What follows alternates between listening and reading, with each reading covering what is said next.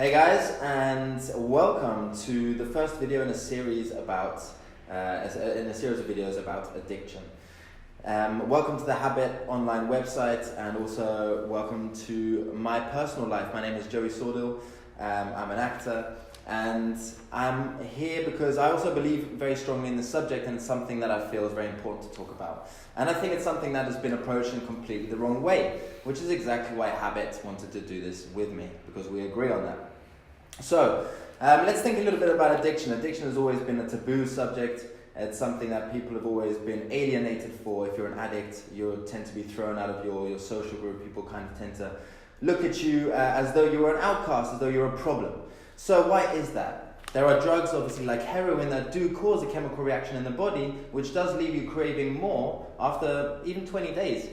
But when it comes to gambling and things like that, this theory doesn't really hold out. So why is that? We can also think about, for example, diamorphine, right? Diamorphine is a super strong version of heroin, which is given to patients in hospitals all around the globe. So if your grandma or your grandpa has had a broken hip, they'll have been given diamorphine on a drip. And why is it then that these people don't also become addicts?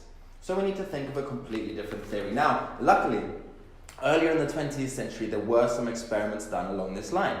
Rats were put in a cage, just one rat put in a little cage, and he was given the choice between normal water and water containing either cocaine or heroin.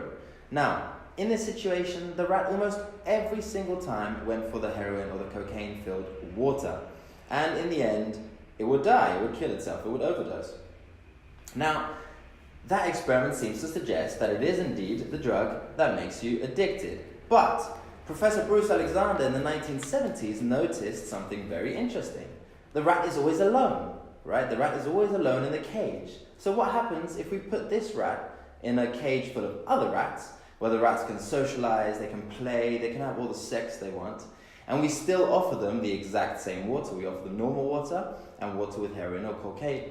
Now, the amazing thing was that in this experiment, the rats almost never went for the drug-filled water. They almost always went for the pure water. None of them did so compulsively. Not one rat kept going back compulsively, and not a single rat overdosed. So, what does that tell us? That the rats, when they had other rats around them, beings to socialize with, didn't feel the need to go towards the drugs. Now, maybe this is just a case for the rats, but luckily, we also had a very similar human experiment going on at pretty much the same time, and that is the Vietnam War. In the Vietnam War, roughly 20% of the soldiers took heroin on a regular basis.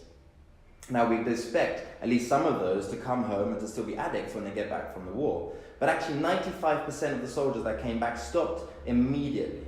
There wasn't even a recovery process. They just stopped once they got back to their families, back to their normal lives. So once again, what is this telling us? Professor Bruce Alexander said this: if a person is put into a situation whereby they are made to kill somebody or be killed or be under threat constantly in a foreign country, of course, taking heroin is going to seem like a good option.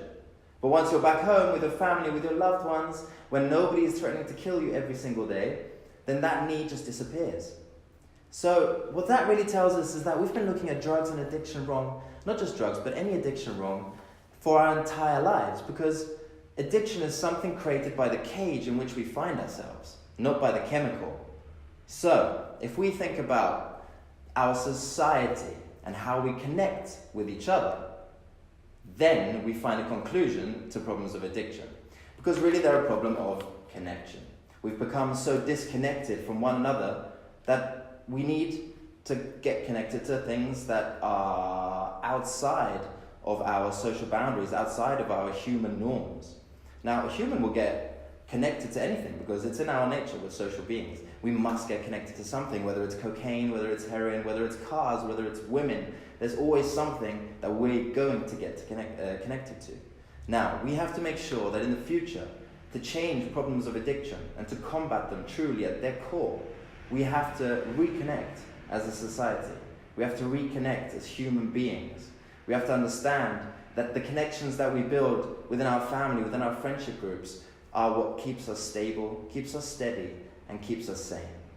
So, thank you very much for watching this very first video in our series.